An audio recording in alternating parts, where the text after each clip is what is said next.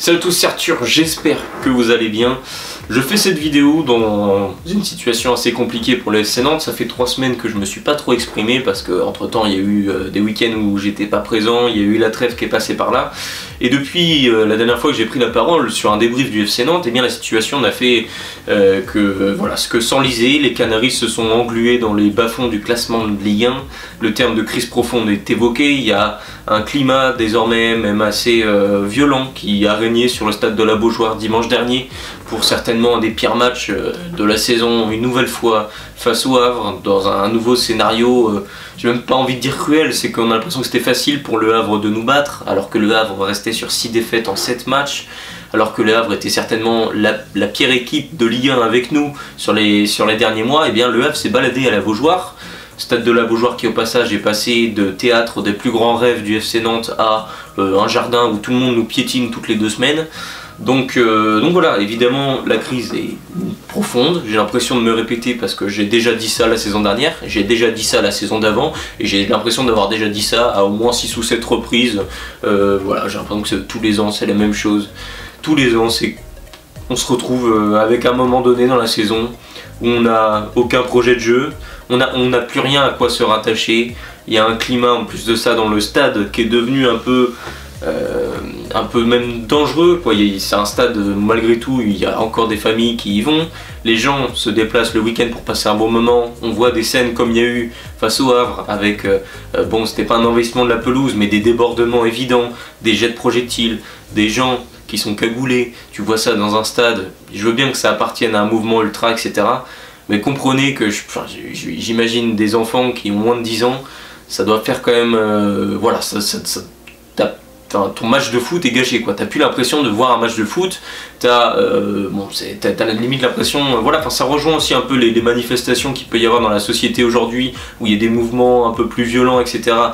Et tout ça se rajoute à chaque fois à l'ensemble des problèmes qu'on a déjà, d'une direction qui nous transmet un projet qui est illisible, il n'y a pas de projet au FC Nantes, d'un coach qui est devenu un peu un meneur d'hommes qu'on aimait tous, parce qu'il nous a fait vivre des émotions fortes, Coupe de France, Coupe d'Europe, à quelqu'un où on se rend compte qu'il a des vraies limites, aucune tactique, pas de schéma de passe pour ressortir les ballons, pas de tactique offensive, à peine un dispositif clair, aucune animation, on voit quasiment rien quand on voit un match de Nantes. J'ai l'impression que Nantes joue sans entraîneur, franchement.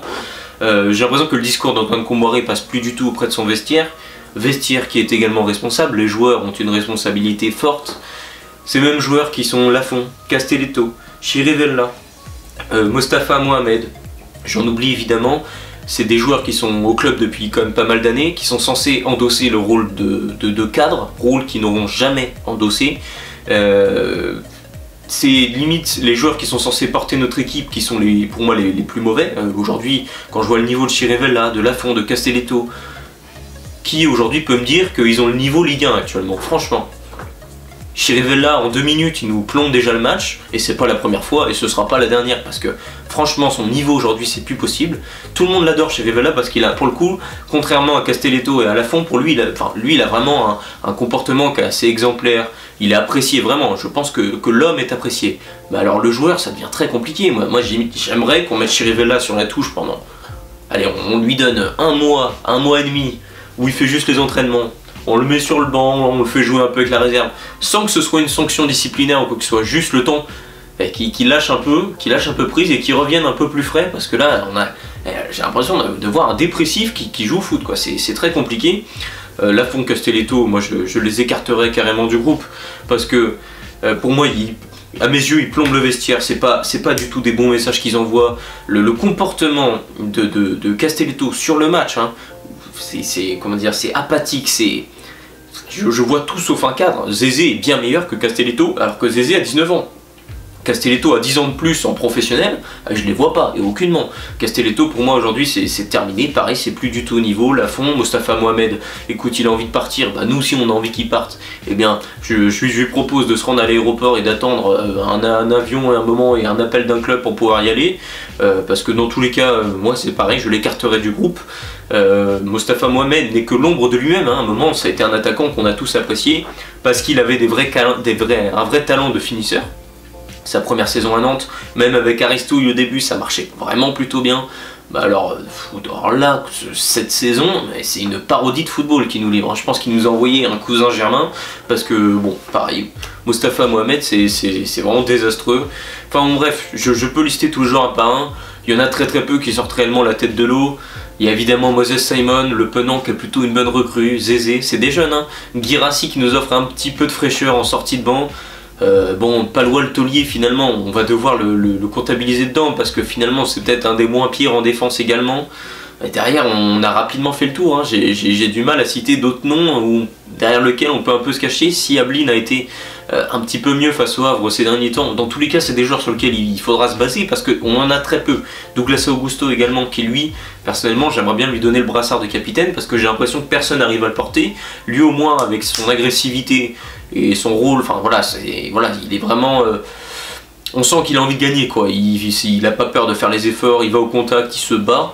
Rien que pour ça, pour moi il fait déjà plus que pour moi tous les autres joueurs, et donc je lui donnerai ce brassard là.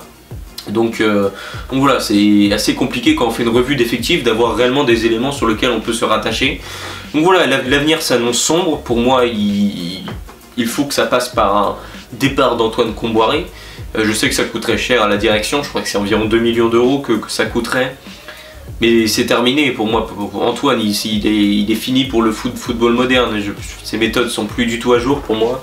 Il a 61 ans, je pense qu'il va faire un excellent consultant. Je lui souhaite en tout cas, parce qu'il a une vraie expérience du foot, mais je pense qu'aujourd'hui c'est plus possible, c'est plus adapté avec le FC Nantes actuellement en Ligue 1 et comment le football moderne évolue également. Donc voilà, surtout que ça vient évidemment contrebalancer avec Aristouille qui proposait du jeu, qui était 11e, hein. Il y avait également des soucis avec Aristouille et qui s'est fait dégager comme ça du jour au lendemain, alors qu'Antoine Kombouaré a quand même un sacré crédit, hein. Voilà, c'est un peu le terme aussi auquel je pense quand je pense à Kombouaré, Chirivella, Castelletto, Lafont.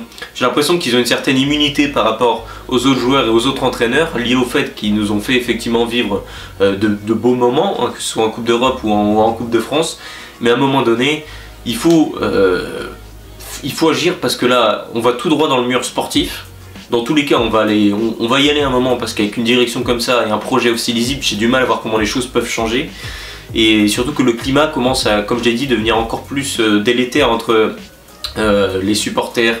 Je pense notamment à la Brigade Loire, avec la direction du club. Enfin, voilà, bref, la situation est assez compliquée. Faut tout de même essayer d'envoyer un message positif. Samedi prochain, il y a un déplacement face à Paris. Bon, encore une fois, ça risque d'être assez compliqué. Paris qui est invaincu en Ligue 1 encore cette saison.